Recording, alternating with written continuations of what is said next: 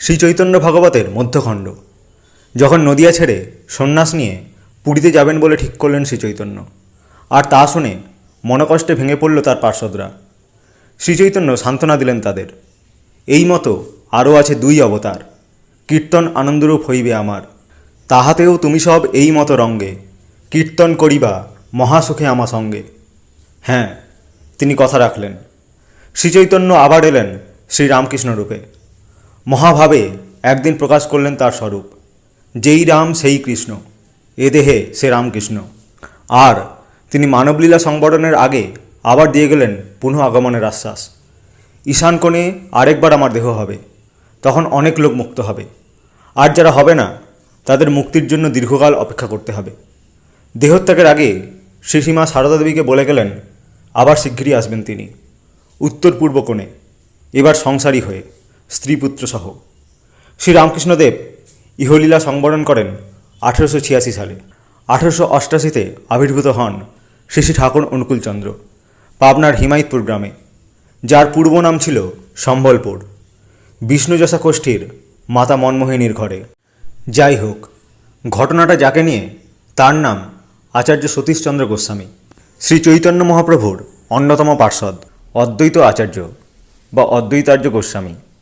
পুরীর রথযাত্রায় লক্ষ লক্ষ লোকের সমাবেশে যিনি শ্রীচৈতন্যকে অবতার বলে ঘোষণা করেন, সেই একান্ত পার্ষদ, পরম সাধক অদ্বৈত প্রভুর অধস্তন পঞ্চদশ পুরুষ হলেন আচার্য সতীশচন্দ্র গোস্বামী।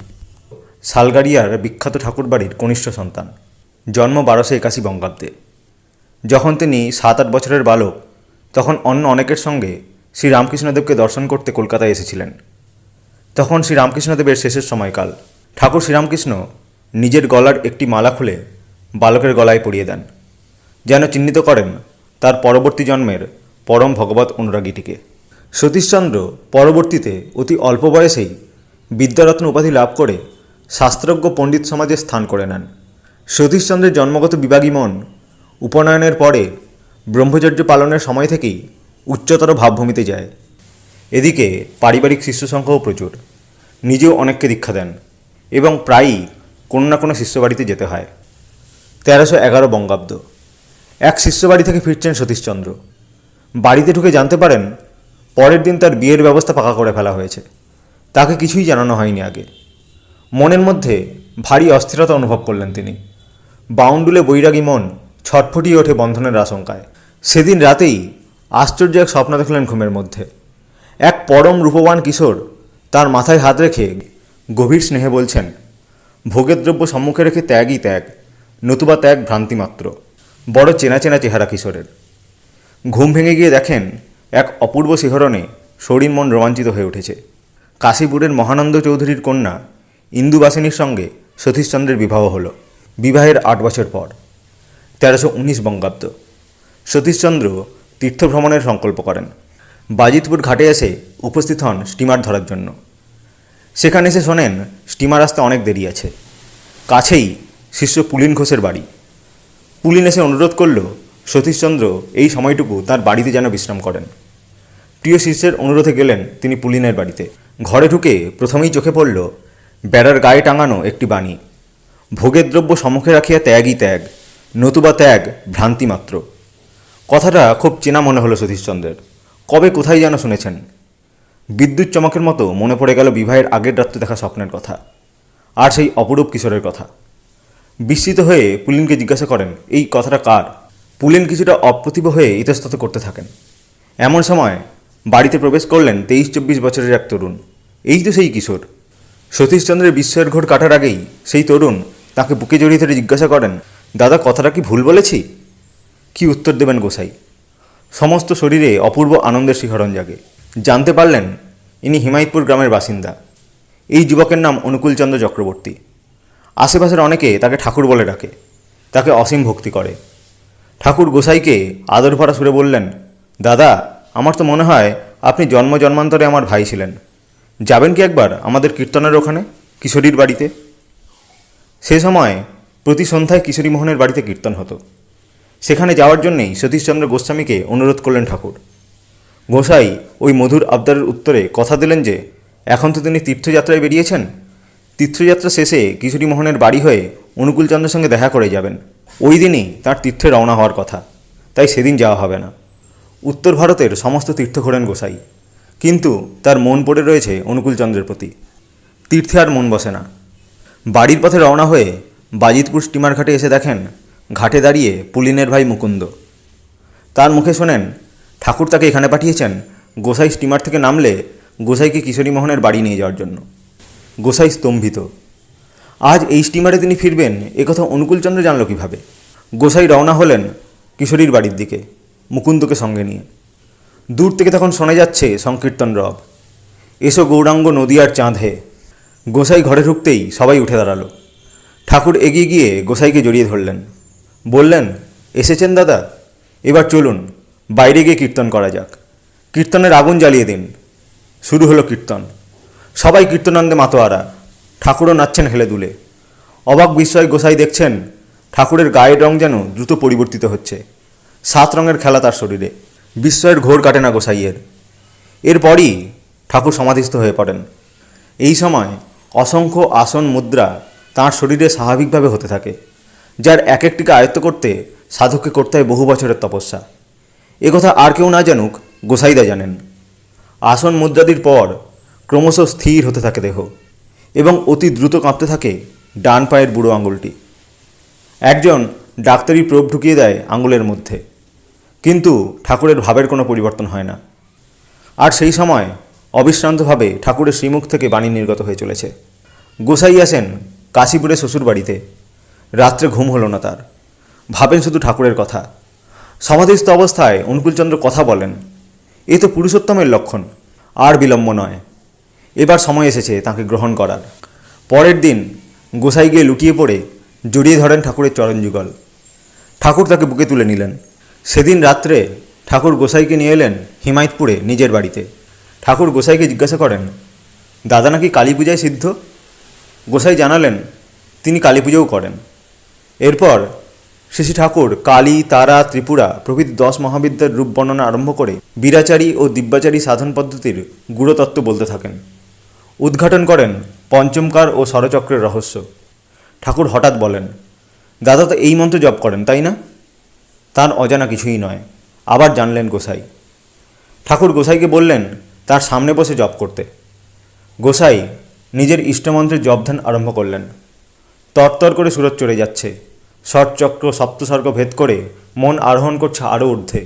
সহস্রার বঙ্কনাল পার হয়ে কত নাদ ধ্বনি, তারপরে অপরূপ জ্যোতি তরঙ্গের খেলা।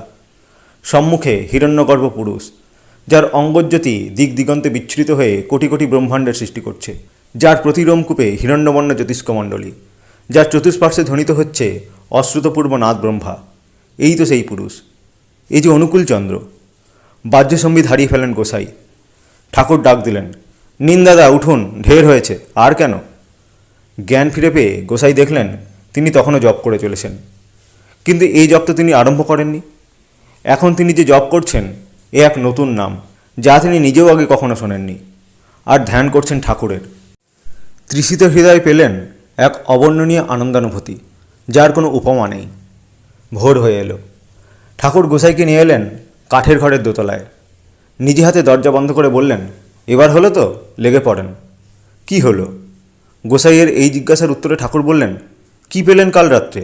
নিমতলায় কি দেখলেন, কি বুঝলেন? গোসাই আর পারলেন না নিজেকে ধরে রাখতে। তাঁর শ্রীচরণে লুটিয়ে পড়ে কেঁদে ফেলে বললেন, আমাকে দয়া করে আশ্রয় দিন।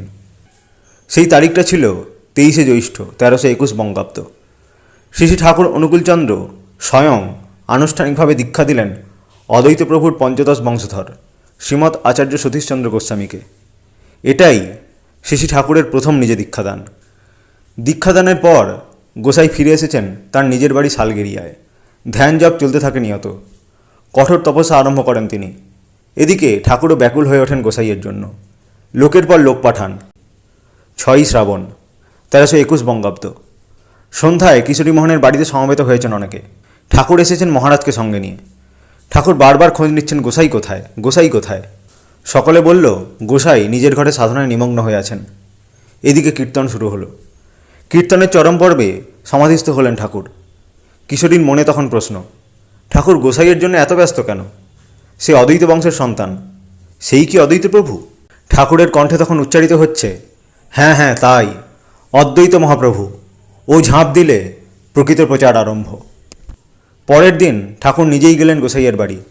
শুরু হলো তুমুল কীর্তন। সেই যুগের কীর্তনের বর্ণনা ভাষায় প্রকাশ করা যায় না। এক কথায় ঠাকুরের উপস্থিতিতে সৎসঙ্গের আদি যুগের সেই তাণ্ডব কীর্তন অবর্ণনীয়, অকল্পনীয়। নৃত্য করছেন কিশোরী মোহন, কখনো এগিয়ে কখনো পিছিয়ে, কখনো বা হুঙ্কার দিয়ে নেচে চলেছেন। তালে তালে লাফিয়ে উঠছেন মহারাজ। গোসাইয়ে যোগ দিলেন কীর্তনে। তুমুল তাণ্ডব নৃত্য, কণ্ঠে হুঙ্কার, যেন শিব তাণ্ডবের দুরন্ত রূপ। যে কীর্তন হতো মহাপ্রভুর সময়, যে কীর্তনের তাণ্ডব দেখে বুকে কাঁপন ধরে যেত দুষ্কৃতীদের, যা বন্ধ করার জন্য উঠে পড়ে লেগেছিলেন মুঘল রাজারা, সেই তাণ্ডব কীর্তন আবার শুরু হয়েছে হিমায়তপুরে। হেলে দুলে নাচছেন ঠাকুর।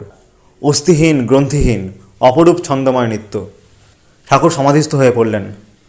মহাভাববাণীতে উচ্চারিত হল, কর্ম চাই, কর্ম চাই, কর্ম।